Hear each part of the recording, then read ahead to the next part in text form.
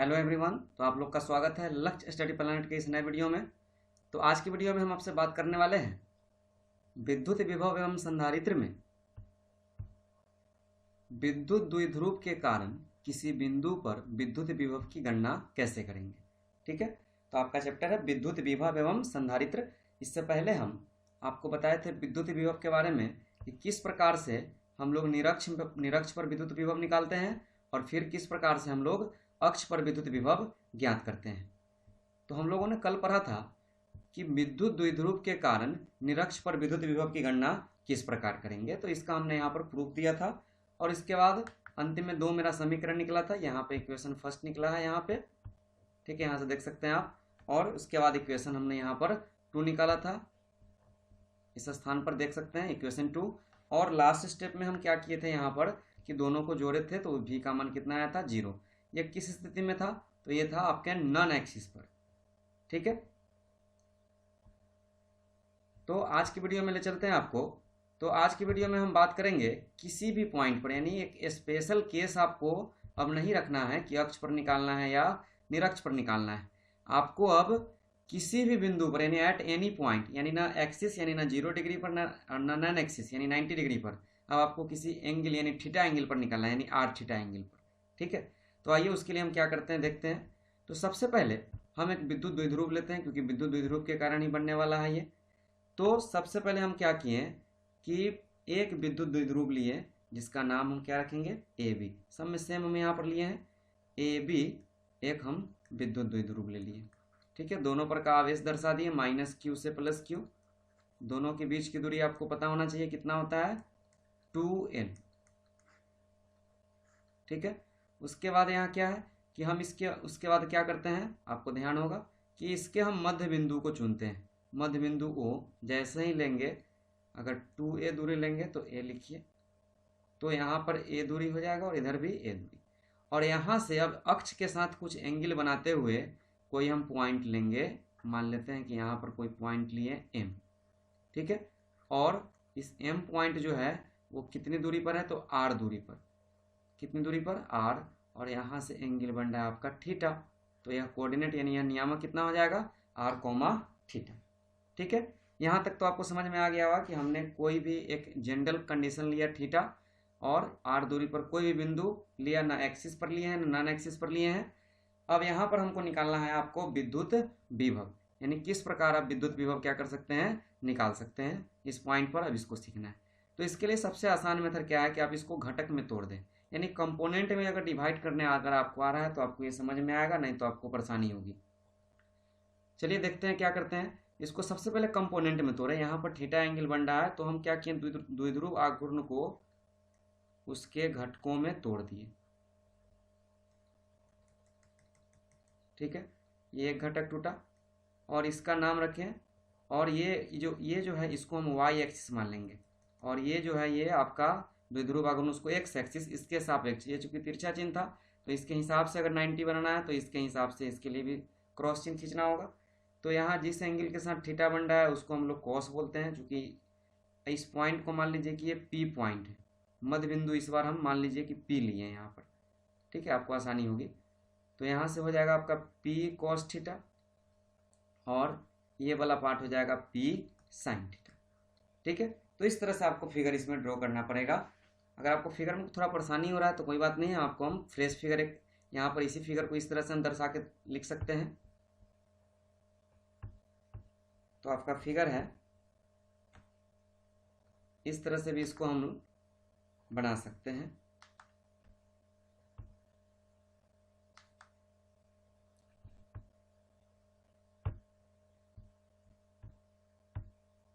ये आप कर सकते हैं यहाँ। ठीक है, तो इस फिगर में आपको स्पष्ट समझ में आ गया होगा कि ए बी हमने एक विद्युत द्विध्रुव लिया है।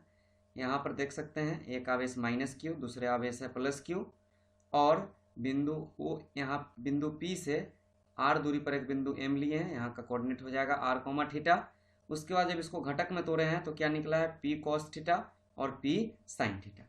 ठीक है, तो इस तरह से आपको यहाँ तक करना है। आपको मैं बार बार सभी में लैंग्वेज लिखते आया हूँ, तो आप इसमें आप खुद से लैंग्वेज लिख लेंगे, ज़्यादा बेहतर होगा। ठीक है, अब आपको इसमें क्या लैंग्वेज ऐड करना है, या आप चलिए हम फिर से लिख देते हैं आपको पूरा लैंग्वेज। सबसे पहले इसमें हम क्या किए हैं उसको लिखते जाते हैं। हम पहले मान लिए हैं, माना ए बी एक विद्युत द्विध्रुव है,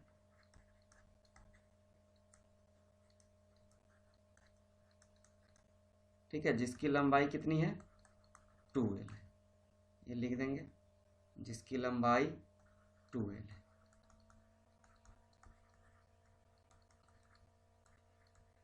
मध्य बिंदु से R दूरी पर एक बिंदु M, और M का कोऑर्डिनेट कितना बना r थीटा,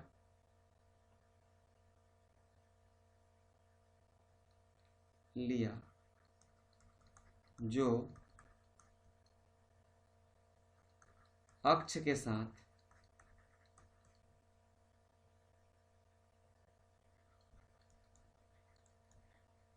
थीटा कोण पर है, ठीक है, थीटा कोण, ठीक है, यहाँ तक हम लिख दिए। अब आगे क्या करना है, तो अब आपको इसको यहाँ जो था हमने यहाँ पर लिख दिया, अब इसको हम क्या करेंगे घटक में तोड़ेंगे, ठीक है। तो घटक में तोड़ने पर आप देख सकते हैं यहाँ क्या क्या हुआ, एक p sin थीटा में टूटा और एक p cos थीटा में टूट गया, तो यही बात को हम लिख रहे हैं, लिखेंगे। अब इसे घटकों में जब तोड़ा गया तो यह p sin थीटा एवं p cos थीटा, जो क्रमशः x अक्ष तथा y अक्ष को दर्शाता है, ठीक है। तो इस तरह से हम लोग इसको घटक में तोड़ दिए। अब घटक में तोड़ने के बाद क्या करेंगे कि उस बिंदु पर का कुल विभव मान लेंगे कि माना बिंदु r थीटा पर का जो कुल विभव है वो है v, ठीक है।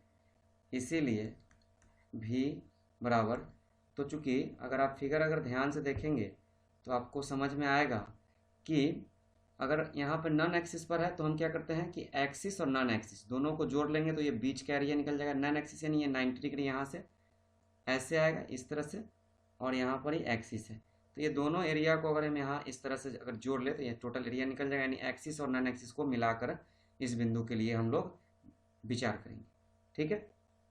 ऐसा क्यों, ये तो एक्सिस पर है नहीं, तो चूंकि एक्सिस पर का विभव शून्य होता है तो उससे तो कोई मतलब है नहीं, जो भी बच गया किसका बच गया एक्सिस पर का, तो उसी के हिसाब से हम लोग काम करेंगे, बस एक ही बदल रहा है, इसीलिए इसमें कोई आपको परेशानी नहीं होगा।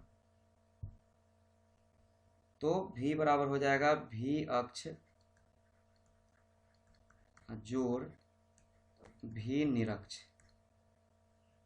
v अक्ष का कितना हो जाएगा वैल्यू, तो v अक्ष के लिए हो जाएगा 1/4πε0 इंटू एक्सिस पर के लिए क्या निकाले थे p बटा r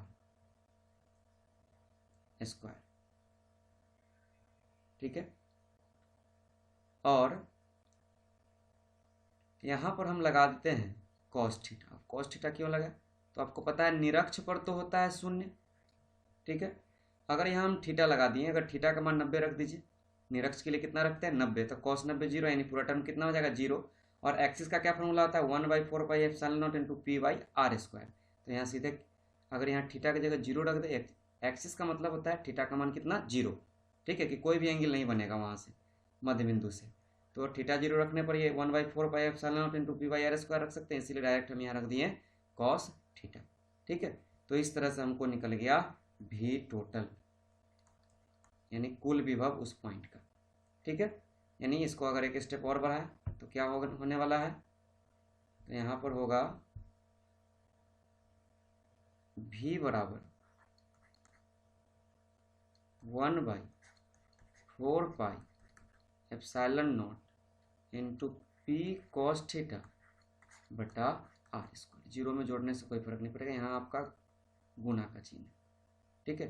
तो इस तरह से आपका निकला ये इक्वेशन। तो आशा करता है आपको ये वीडियो समझ में आया होगा। तो अब चलिए अगले दिन हम लोग चलेंगे नए वीडियो की ओर। तो आज के लिए बस इतना ही, धन्यवाद।